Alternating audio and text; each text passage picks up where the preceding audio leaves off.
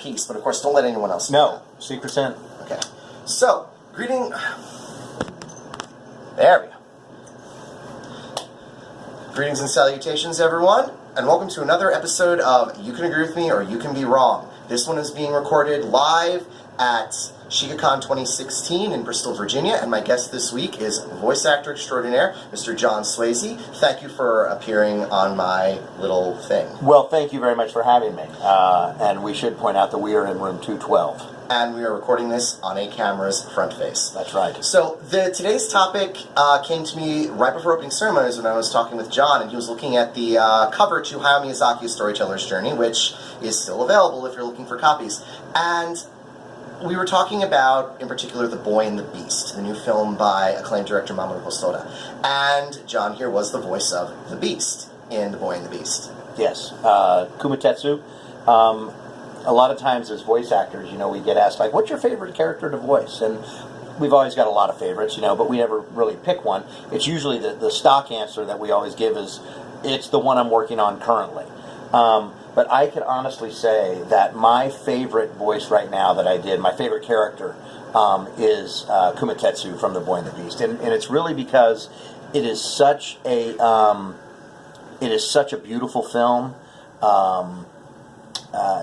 And it's got such a beautiful style to it, and it's one that I took my kids to see it in the theaters, and we were all just blown away. And my wife, who doesn't even watch much anime, or doesn't watch any anime really, she was blown away by it. Mamoru Hosoda's films are known for being able to cross a lot of boundaries. Some of his, like for example, you're the voice of Masuke Jinouchi in Summer Wars, which is still to date my favorite animated movie of all time. He's also done Wolf Children, and he's done The Girl Who Leapt Through Time, and a lot of his films have been praised for being able to cross boundaries and get non-viewers and non-fans of anime interested in the medium, which, quite interestingly, is another comment that is often levied at Hayao Miyazaki. So today's topic is simple. Is Mamoru Hosoda the next Miyazaki? And I'm going to just begin with a preface of mine, where I like to say that no director should be called the next anything, because I think it limits the director's scope. I think it limits the expectations of the director's films, and I think it frequently places undue expectations on a director to live up to another creator that he might not have any interest in living up to. You're absolutely right. I could not agree more. When people ask me about it, I say, well, because a lot of people that don't know anime, but they might know Howling Castle, or they might know some Miyazaki film, And the thing is, though, so I'll tell people, I go, well, so if Miyazaki is Spielberg, then Hosoda would be Don Bluth? Yeah, I mean, J.J. Abrams. I mean, and I don't mean in style or anything like that. I'm just saying that they're both big directors. They're not, and I think your point is brilliant. It's not you're the next so and so. First of all, they're at the same time. So, but they're different. I mean, you look at the animation. Even it's just different. It's a different style of animation. I mean, they don't look, to me anyway. Correct me if I'm wrong. They don't look similar. Ghibli has a very distinct style, and so does Hosoda, which is one of the things that people bring up. When you see a Hosoda film, you know you're looking at a Hosoda film. Right, and same with Ghibli. Yeah, you know you're looking at that kind of film, and that's one of the things that keeps getting brought up when people say he's the next Miyazaki. He has a standardized image. He has a standardized color palette. He has a standardized kind of sweeping narrative. He has a standardized way of telling his stories, and a lot of people look at that and say, well, next Miyazaki, he's using the same, he's tugging at the heartstrings, his wide appeal. But I think that limits how one can appreciate the films of Hosoda, because Hosoda exists here and now, and he's making the movies here and now that are influencing the fans in the here and now. Whereas Miyazaki has been doing this for so long, his films are very much a product of when they were created. Right. I mean, and I just think that the differences are really so vast and so, other than they're both Japanese. I mean, that's okay. It's both an anime, okay. They're both films, okay.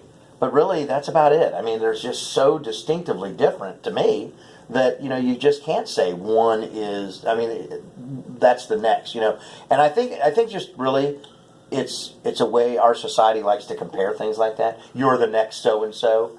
It's like, how about just I'm the first me? That's a good point. That's a good way. No, I'm not the next so and so. My wife, again, we like to, is kind of in a joking way, but I was trying to explain to somebody, like, well, what shows have I seen you in, and blah blah blah. And I was, I've done a lot of different characters and stuff, and so one of the ways I analogize, is that a word? It is now. One of the analogies I use, like, so if Vic Mignogna is sort of like the Brad Pitt of anime, that would make me the Kevin Bacon of anime. Because I've done so many more different roles. So, like, if you did 7 degrees of Kevin Bacon, you could do 7 degrees of John Swasey. Wow. Yeah, I mean, now this is a stupid statistic, but according to Anime News Network, I'm the most prolific male voice actor in North America. Wow, that's prolific. Yeah, right. But anyway, I don't want to be the next so and so. I want to be the first me. I mean, it's a compliment. Because they hold you in high regard. Yes. That's not a slam. But I think, you're right. I mean, if you start getting compared to people like that, then it can turn around. It can go, well, that isn't as good as Miyazaki. I remember, you know what I mean? I remember someone once saying that if you try that if you compare yourself to someone else or two people are compared together, then they both fail. Because in the one hand, you're not judging someone based on their own merits, and on the other hand, you're going to constantly look at shortcomings or look for something negative. When I first saw Summer Wars, I will admit I was guilty of calling Hosoda the next Miyazaki, because when the first time I saw Summer Wars, I was blown away by the scope and the color and the breadth and the music and the characters. And I, to date, watch that movie every 6 months without fail, because it's just such a big project that encompasses the same kind of storytelling tenets. Like a Miyazaki film, he's big on family. Every one of the movies, Wolf Children has it. You see it in Summer Wars, especially the importance of family and how it focuses around a family trying to navigate through uncertain times and through extenuating circumstances. Mm-hmm. Like Miyazaki, Summer Wars especially straddles the past and the future, where the Uchi family in the past were powerful warriors and pillars of their community, and now in the present they are public servants or they're businessmen that keep the community together, and it understands that generational divide, which again is something that Miyazaki is very famous for doing, straddling divides and having a timelessness. You can sit down and watch Wolf Children 15 years from now and still adore it for what it is and understand it for what it is, because there's no timestamps written onto something like Summer Wars, which a lot of directors tend to timestamp their work. And in that respect, I was looking at these films and saying, here's the next Miyazaki. He's colorful, he's big, he's bombastic, he's bright. It's all the things I've come to expect. And then you sit down and you say, but didn't Hosoda have his own story? Isn't he bringing his own life story into what he's doing? And I then took a step back and said, maybe I should judge Hosoda for who he is, as opposed to who I think he's trying to be. Well, and of course, I think when you say something like, he's the next Miyazaki, you can also it can be left on a level of, like you were addressing earlier, that it's another person that's bringing this genre into more of a mainstream. It's not just, because, there's a lot of very brilliant directors who've done lots of TV shows or lots of, episodic stuff that's not a film necessarily. But that stays that kind of flows within the subculture of anime that's in North America. Whereas when you get somebody like Miyazaki or Hosoda, where they've taken this thing and I don't know, is it because it's a movie maybe, where I don't know, as opposed to a show, where you've got to invest hours upon hours. This is you can sit down and watch it.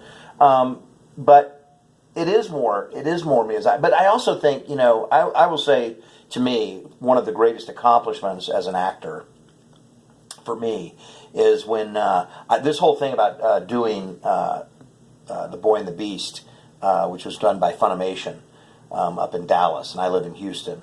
And I got an instant message from a fan back in, I want to say, October of last year. And it said, hey, I understand that Funimation is going to be doing The Boy and the Beast, and I think you'd make a great Kumatetsu.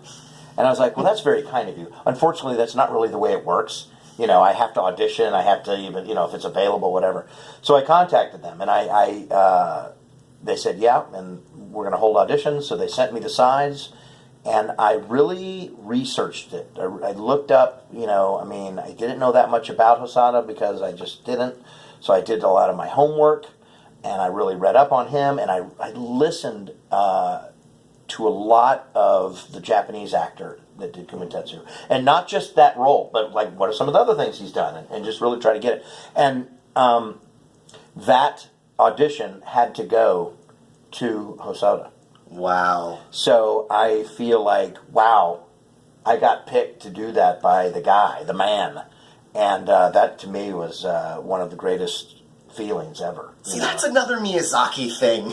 When you really take dedication to look for the cast and work with the cast and make the cast throw out there. That's another Miyazaki thing. I mean, he's famous for doing that. That's not just, but that's also, that's what you're supposed to do. That's doing your due diligence. I mean, it's not, it's doing your homework, and it's doing it the right way, Mm-hmm. And I think that's what makes it so good in the end. Well, I've seen trailers for The Boy and the Beast. I need to sit down and watch The Boy and the Beast. I don't know if this will turn to another Wolf Children, where it took me 5 years to finally sit down and watch the project.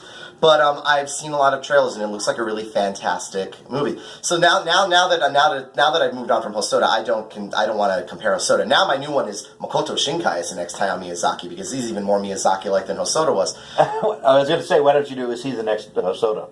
Is he the next? Is Makoto Shinkai the next Mamoru Hosoda? That is a good question. Yeah, right. That I will probably find a Shinkai voice actor to bug about at another show.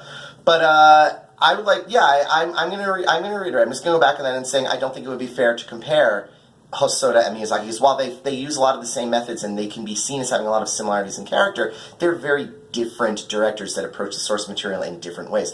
We'll see what happens 10, 15 years down the line. Are these films going to have the same resonance? Are they going to stick around? Is Hosoda going to keep being prolific and making movies and movies and movies? But at the same time, what we have from Hosoda is so beautiful and so vibrant and so eclectic that you can sit back on these films that he's done and thoroughly enjoy them, and then share them with your family. Right. And, I was thinking about while you were just saying that you mentioned watch it 15 years from now and will it stand the test of time. And I think, though, that's what really makes a great director is, they are telling a story that is part of their life. I mean, I started thinking about like Francis Ford Coppola. The Godfather, Apocalypse Now, two of my all-time favorite movies ever. Movies that literally, physically, nearly killed him. Just the stress, because he's poured so much of his life into it, right? And I think it's the same way with Miyazaki and Hosoda. I mean, those types of directors, they're not just going, just do that, and you do that, and we'll put it together and make a movie.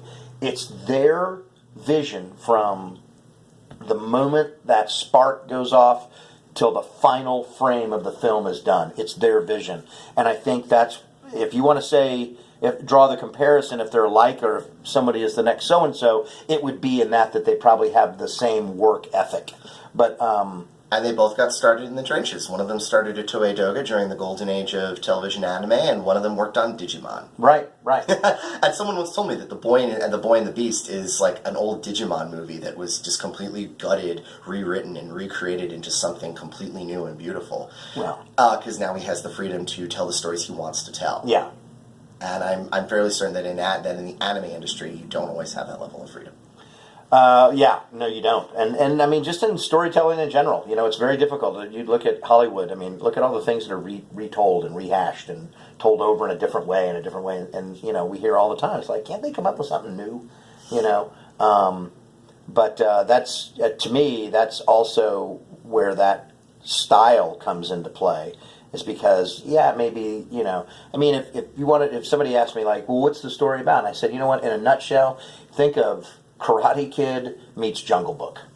Oh my God, that is an amazing way of putting that. And, and it's that relationship and the family and the struggles. I mean, it's just, it really is, it's so much deeper. And that's the same with Miyazaki, it's not just fluff. It's got, there's a depth to it. That is unlike anything I've ever voiced. So anyway, that's a little off topic. No, that's perfectly Comparing fine the two. because this whole thing is off topic. But they have. There's some things that are. I guess my point is there's some things that make them similar and some things that make them different. Yeah. And yeah. Well, thank you, John, for your insights. I really Thank you. appreciate this.